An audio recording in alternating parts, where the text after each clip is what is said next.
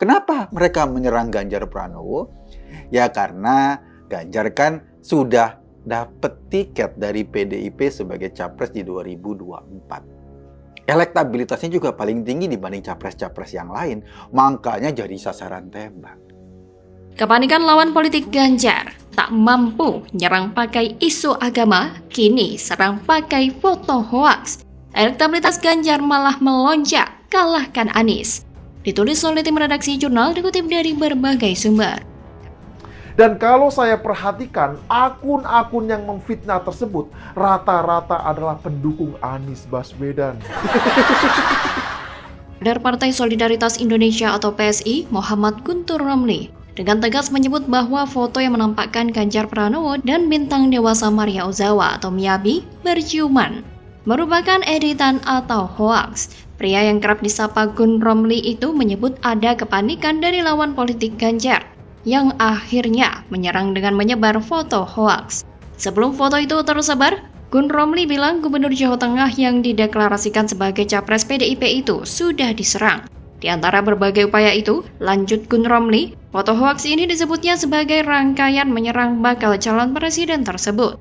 Namun mau diserang dengan hoaks seperti apapun, tidak menurunkan elektabilitas sosok Ganjar.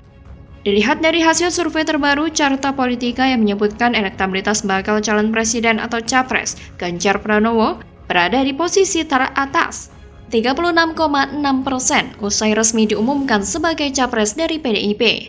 Peneliti Carta Politika Indonesia, Arda Rana Direksa, juga menegaskan bahwa dua nama lain yakni Prabowo memperoleh hasil 33,2% dan Anies 23%. Kemudian dari sisi tren, Arda menjelaskan elektabilitas Ganjar meningkat dibandingkan pada periode 4-7 April lalu, yang memperoleh 31,4%. Hal tersebut ditanggapi John Sitorus melalui akun Twitter pribadinya.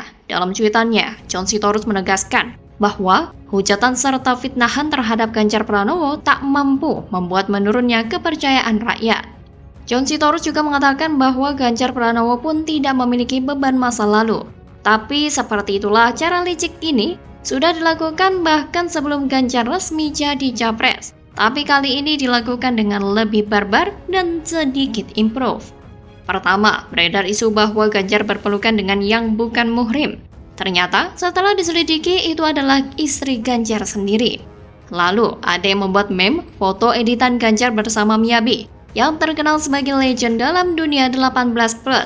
Ya itulah politik, hal ini dianggap akan mempengaruhi pemilih muslim untuk tidak memilih Ganjar. Itu teorinya, tapi faktanya apakah semudah itu? Ini yang akan menarik kita bahas. Bangsa kita ini dipenuhi manusia munafik, merasa suci dan islami, tapi pemersatu bangsanya adalah unsur 18+. Bahkan sekelas imam besar Bibib Rizik yang katanya anti maksiat, ternyata kedapatan mengoleksi DVD dewasa dan majalah dewasa. Walaupun katanya cuma sebagai bukti, tapi kalau Bibib bukan gay, mustahil Bibib tidak penasaran dan minimal ada sedikit mengintip-intip. Betul apa betul? Contoh lainnya, saat Deddy Corbuzier mengundang artis seksi, kita pasti akan menemukan komentar sok suci seperti astagfirullah, istighfar, dan sebagainya. Tapi coba lihat view-nya, dijamin selalu banyak. Yang artinya para komentator tersebut juga minimal ada ngintip-ngintip podcastnya. Jadi jujur penulis meragukan kalau statement Ganjar yang mengatakan suka nonton film dewasa akan membuat mayoritas masyarakat tidak memilihnya. Malah penulis yakin kalau para penikmat 18+ yang sok suci ini malah akan memilih Ganjar karena sama-sama pecinta 18+. Pecinta unsur 18+ memang seolah manusia jijik dan penuh dosa. Tapi percayalah faktanya mereka adalah mayoritas di Indonesia. Bayangkan jika para pecinta ini mendukung Ganjar, mereka yang katanya salah satu pengakses terbanyak dunia ini tentu akan menjadi suara yang menguntungkan untuk Ganjar. Tapi mungkin juga meningkatnya elektabilitas Ganjar setelah diusung PDIP menjadi capres karena memang masyarakat sudah sadar bahwa semua fitnah yang menimpa Ganjar adalah tidak benar dan hanyalah ulah para kadrun pembenci yang memang tidak ingin negara ini aman dan damai. Bagaimana kalau menurut Anda?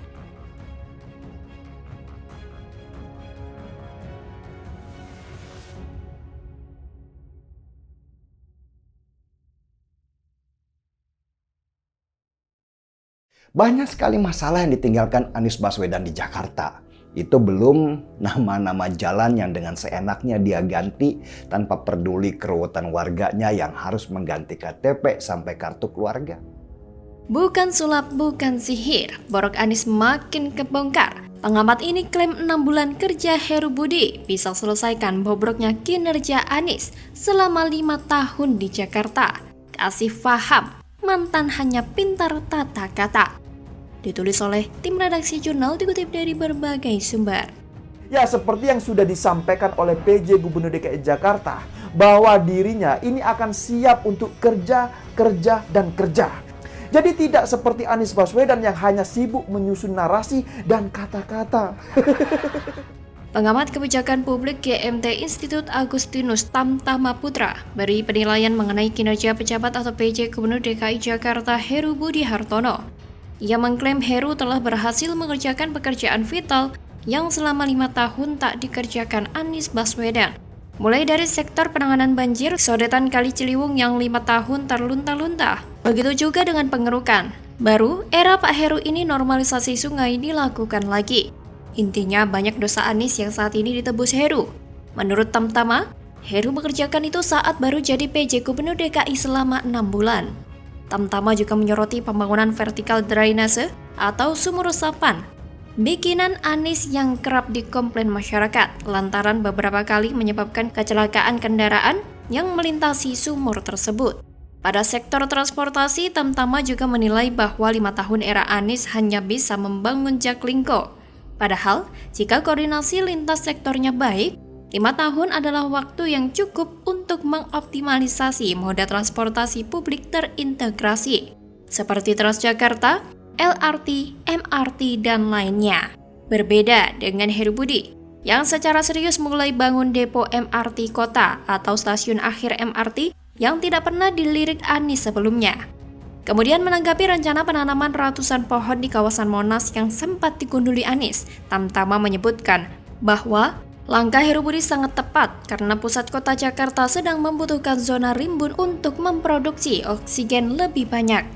Memang jika diperhatikan di era Heru Budi, DKI Jakarta menjadi lebih tertata dan lebih baik lagi dalam menyejahterakan rakyatnya. Mengintegrasi lalu lintas dan pembangunan-pembangunan untuk pengendalian banjir juga terus dikebut. Semua aduan masyarakat terus dikaji. Jika memang ada yang perlu diperbaiki, maka hal itu tentu sudah melewati berbagai macam kajian dan resiko. Jadi tidak asal-asalan membangun dan mengumbar janji seperti di era Anies. Bayangkan saja, dari 23 janji kampanyenya, hanya 5 doang yang terrealisasi. Itu pun terrealisasi tidak begitu berhasil alias tidak memenuhi target. Seperti rumah DP 0, dari target awal membangun 232.000 unit, hanya 2.300 unit doang yang terbangun, atau hanya 1%-nya saja.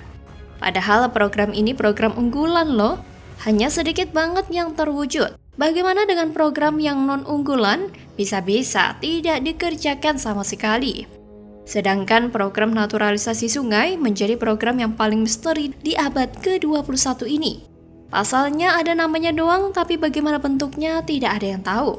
Ada pula yang mengatakan naturalisasi sungai itu adalah membiarkan sungai alami seperti apa adanya, tanpa disentuh sama sekali. Itu mah bukan program namanya, tapi pembiaran. Justru yang menonjol dari peninggalan Anies adalah masalah demi masalah. Di antaranya kawasan Monas yang dulu dia gunduli, sampai dia selesai menjabat sebagai Gubernur DKI tidak pernah sekalipun meminta maaf kepada warga DKI.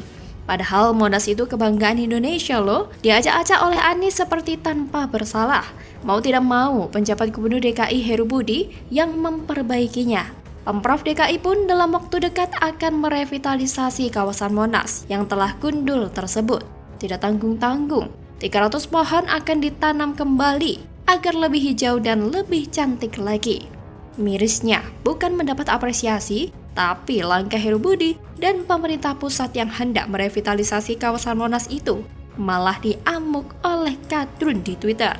Inilah jahatnya kadrun, mereka gak mau bobroknya Anies semakin terbuka lebar.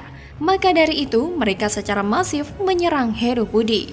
Bagaimana kalau menurut Anda?